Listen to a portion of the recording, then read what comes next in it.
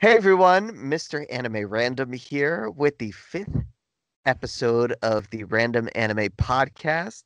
And today's episode, we are going to delve into one of my favorite topics and one of the other guys' favorite topics too, and that is anime cliches.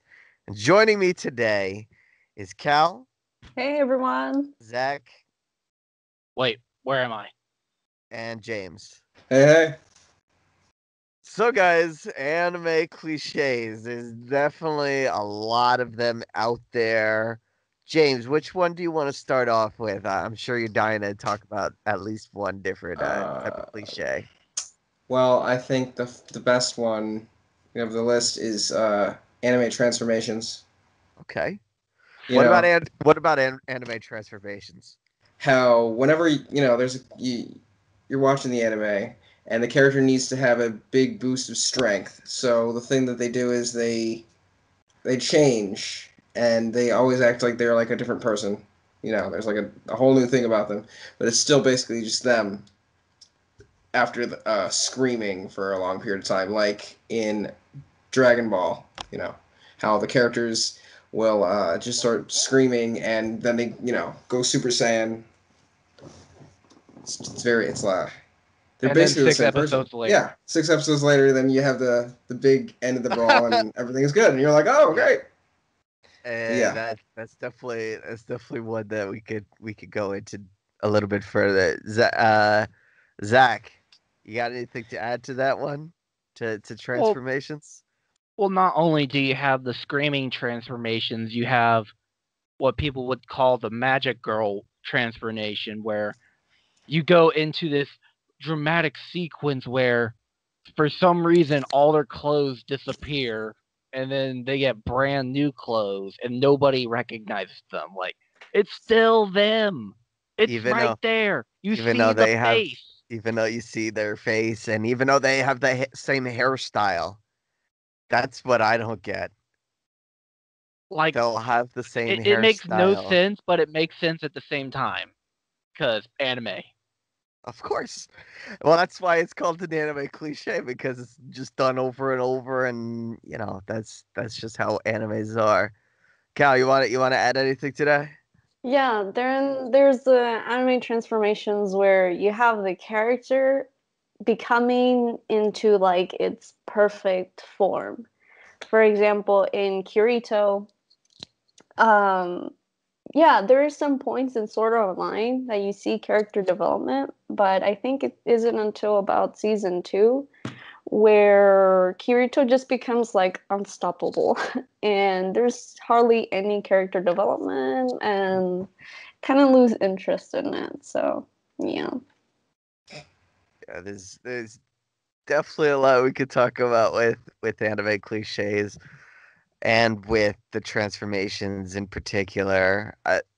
I personally like the transformations where the character gets an entire new look.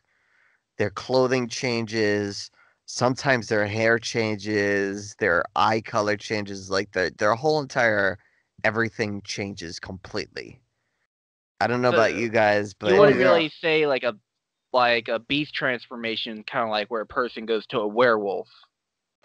similar to, yes, I do like those Mm-hmm. transformations a little bit more because those are the ones where you truly know the character transforms. Like Chopper in One Piece when he becomes his monster form. It's a big jump. Yeah, I can see that. Yeah. That's a huge jump, because he's like super small and then he's like, bam. Well, one person I was thinking of also in particular, and it's where they have something inside of them, whether it's they are a demon and they have a human form, Yeah. like in Yu Yu Hakusho with Kurama Oh. transforming. You know that it's the same character per se, but the whole look is different. The hair color is different, the eyes are different, the body shape is slightly different, the clothing is different, everything's different. It's a whole new character, but it's under the same body. It's the same person or spirit, I guess you could say, that's sharing that same entity. But it's that complete new transformation I can from dig one it. to the next. Oh yeah. So to me, there's plenty of transformations that happen throughout animes, and those I think we covered pretty much the whole basis of what you would see in all different anime. I would say that we covered the transformations pretty well. Well, you always Now, have that random one that makes no sense whatsoever. But we like random. Right. oh yeah, It's those acceptable. oh yeah, Yes. the you can't go wrong with randomness of that. Of course. How about you, Zach? How about another cliche? Do you have another cliche that we could talk about? Mine is the classic facial expressions where you just have no idea what these voice actors are doing in the booth, but you know they're laughing. Like the classic nosebleed, or the jaw drop that goes all the way to the ground, or when the face just goes completely dark when they're death staring somebody. And Cal, go ahead and tell everybody if they're not really familiar with anime, they're just starting to get into it. What would the nosebleed be? Like expand on it a little bit more. Yeah, for the nosebleed, definitely when it comes to, I guess, exotic content, you would get that a lot. Well, give me an And example. Give me a situation in which you would see this nosebleed and describe the nosebleed because it's not just a little bit of blood that runs out. for example, in DxD High School, there's Okay. lots of you see it a lot because it has a lot of fan service within the female characters. And yeah, and so you have your male protagonists obviously, and it's usually them that go through that. And pretty much have the that whole exaggerated emotion of pretty much seeing this exotic scenes and stuff. Yeah, it's always the guy characters, and it's always once they get a little bit more than what they bargained for. They end up seeing a lot of plot. So Yeah. Well, Definitely. the best one in my mind is actually from Naruto Shippuden when Sakura gets the nosebleed from Naruto's reverse Hiram jutsu. It's like yeah, the best nosebleeds are the ones that you see in anime that you never suspected happen because you're just laughing. of course. Right, the The ironic randomness. Yes, there you we need a go. random button. You do. James, do you have any type of emotions that you would see within an anime that were not mentioned yet, and kind of like an example in which people could kind of reference back to? Emotion. I don't know. Think of any emotion that would be in an anime and you would see it and it's that over exaggerated cliche that you would only see in an anime. Well, to me, the one that keeps popping in my head. I'm not sure if this is really a cliche, but it's like in One Piece when the crew, the One Piece crew, they have like that evil face that they only make in like like rare instances. I remember there's like one part of the show where they're all like glaring out and The stoic face, right? yeah, The very Oh, but it's you plain like do not want to face. be in their way when that yeah, happens. Oh it's yeah. like Oof. we're done, and it's like they don't do it a lot, but like when they do it, it's like oh okay this The art style's different. The art yeah style it's completely totally different. You're like is that really wow that's Usopp? Oh I didn't oh sorry I'm gonna turn this way because Usopp's coming. yeah, you kind Yeah. of done for with that.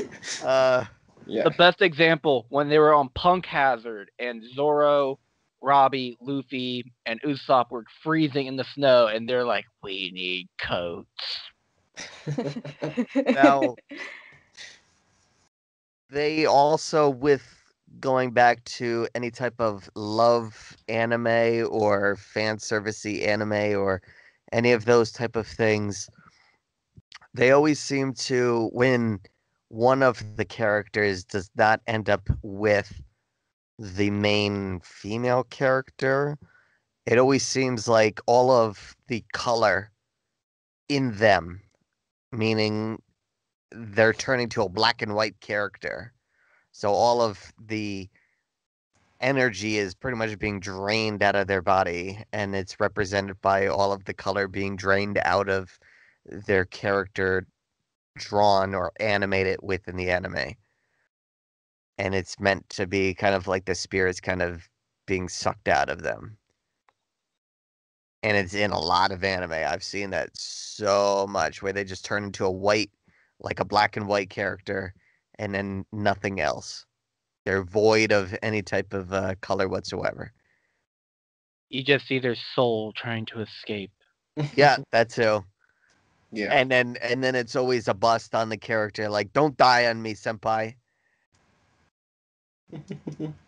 Oh my god, we could go with these facial expressions all day. There's so many There's so many good ones. There's a lot of them. There's plenty of anime out there that have the emotions. I think that's part of what makes an anime, besides it being created in Japan. But it's that kind of art style and the emotional expressions that happen throughout the anime is what makes an anime an anime. We could talk about these face emotions all day if we just talk about JoJo. Yeah. Definitely. Agreed. Somebody get me a lollipop. Oh boy. Now, another cliche I definitely want to get into, which is a huge, huge cliche in many anime. It's not in every single one, but in many of them, is the positions in which the main characters will be placed in the classrooms. And that happens to be in the back of the room, right by the window. It's always in the same exact spot. Every single time.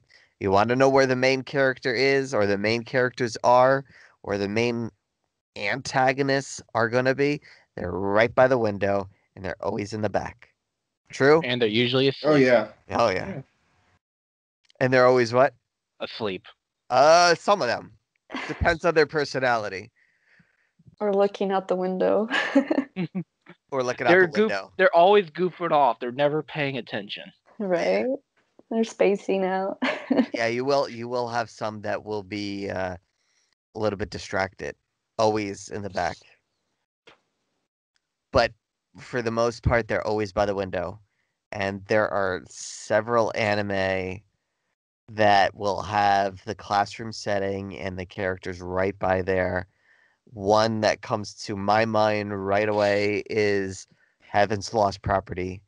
Whenever a new character was introduced into the anime and they went to school with the main first character, they always sat right by the window. You knew it was them, and all the other characters were just their generic drawn fillers. True. Very true.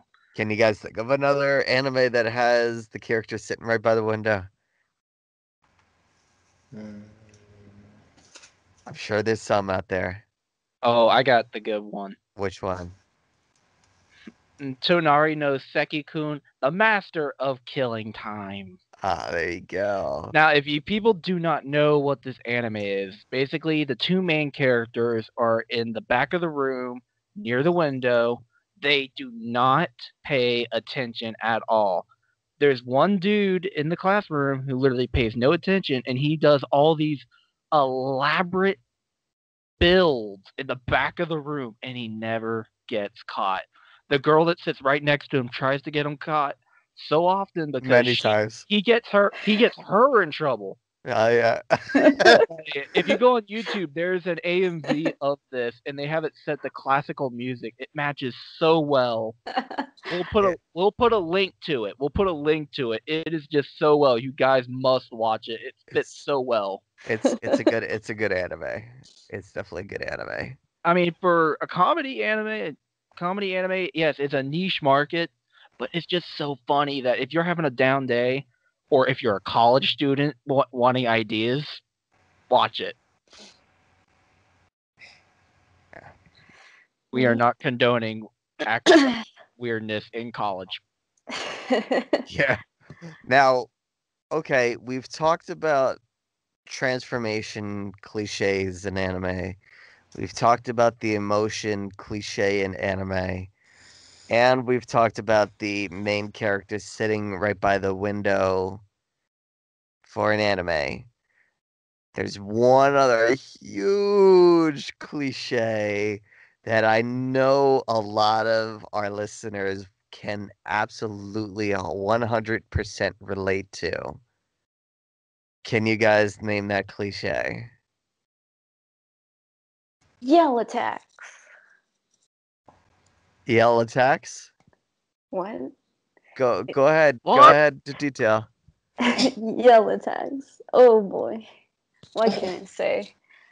Pretty much where you have your character in we have the scenario of our characters in battle and they just yell out whatever they're gonna do, and it kind of loses a bit of the excitement on what's gonna happen, but they already yelled it, so there's no surprise. I Yeah, mean, you and know you can exactly what's gonna happen. yeah, so you can definitely see this especially in Super Easy One Dragon Ball. Right. It's well, you For the could see most it. part. You could see it in multiple episodes of Dragon Ball. It would be Ka, episode 2, May, episode 3, No. Episode 7. episode 7, May, episode 25. Oh yeah, yeah. Mega cringe. Yeah, pretty much. But we could talk about other anime that would have the attack mentioned as they are battling somebody they are trying to defeat. I mean, Naruto is a huge one. One Piece. You got Fairy Tale and Even Bobobo. Yeah. Bobobo. This was the meme anime before JoJo came out. Yeah, definitely. You're definitely right about that one. But Very, back to very the attack. interesting. Yeah, the attacks are essential for keeping the plot moving forward with an anime. And in my opinion, and this could be different for everybody else, but in my opinion, if you've read the manga or you've just watched the anime of, specific series, once the attack is done once and you see the character do the same positions of their hands or their weapons or their magic wand or whatever the case might be, you kind of know what attack is going to come out. It's true. So I think them just yelling out like "ha" or doing some sort of motion that the attack is going to go out, I don't know if it would have that kind of same effect anymore. If think about it, guys, if there was animes out there that either constantly call out the attacks just like they do normally, or where they only call it out once, and from then on they'd never call it out again, which one do you think you would like better? Hmm. For like sword animes, I would prefer it just once. Because Yeah. I mean, with like Bleach, there's very little you could do with the sword, and then when you have a specialty attack, you do once and we all know it's coming. But if it's like One Piece or Dragon Ball Z, or not even Dragon Ball Z or Naruto, where you have a ton of different attacks that you could do, And you're talking especially with ninjas. especially with the different type with all the different characters in these animes, it actually does it some justice to say the name. And what do Plus, you what do you think about it, James? Yeah, I think depending on the amount of attacks that a character has, it definitely makes more sense for them to shout it out. And if it's like if it's just a sword wielder, then clearly they only have they kind of have like a certain like oh, if they're gonna like Brook, more often than not when he draws his sword, if he does that one uh attack where he like closes it and he like samurai sword, samurai attacks the enemy and they like get cut in half. Um, but yeah, if they have many attacks like Luffy, you can't really you're never really sure what he's gonna do, especially Until he calls out yeah, Gum Gum no whatever. yeah.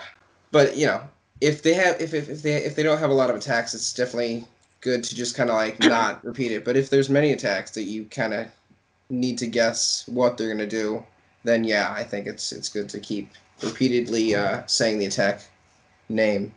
Right. Yeah. And what do you think about that, Cal? Yeah, there's definitely a lot of variables that work into whether yelling it once is perfect or a couple of times is perfect. I think especially when it works well if you're gonna yell it a lot. If like for some reason there comes a special move that no one has saw before or it looks different. You can see it a lot, especially in Pokemon when they introduce coordinators, where they have like the Pokemon do their basic moves, but they look very nice, and that's how they do like the coordinator competitions and stuff like that. And then, and yeah, and it looks pretty cool. And then a lot of the times where throughout generations, even though it's the same move, it looks different because there's an evolution of change in the animations. So Good points. Good points. Yeah, I think that we covered quite a few different transformations, quite a few different types of emotions throughout animes, quite a few when it comes to the attacks and the main characters in particular, sitting right by the window. Those are four different huge anime cliches that we thought of off the top of our heads, got into a little bit of detail on each one, and we are going to put out to the audience this question. What do you think about any of these topics that we went ahead and mentioned in this particular podcast? Can you relate to any of these different cliches? Do you have any in particular that you can think of that you would want us to go ahead and mention in a future podcast? One thing I think, and I'm asking to you guys now, that we should do for our next anime podcast would be fan servicing. definitely a big yes. Oh this yeah. podcast is Oh rated boy. PG-13. Oh yeah. We're gonna be talking about the tentacles. You guys are gonna Oh. you guys are trying to kill me. I'm the one editing these episodes. How the heck am I supposed to do this without getting flagged? You just gotta be thinking about tentacles. That's all you gotta do, buddy. That's Only all you thing. gotta do. Fine, I'm calling Aki dearest. No. All right. So we'll get into that for our next topic. So, episode 6, we will get into anime fan service, which there is a lot of subtopics and subcategories. Mm. Go into the definition of it. We'll get into all of those details. So, go ahead, post in the comments below. What is some of your favorite anime cliches? We definitely want to hear them in the comments. go ahead, hit the thumbs up button. Let us know what you think in the comments. Hit the subscribe button, share with your friends, and also hit that bell icon so you can get notified of when new videos and new episodes get posted. And as always, guys, deuces up. Peace. See ya later. Watch it on YouTube.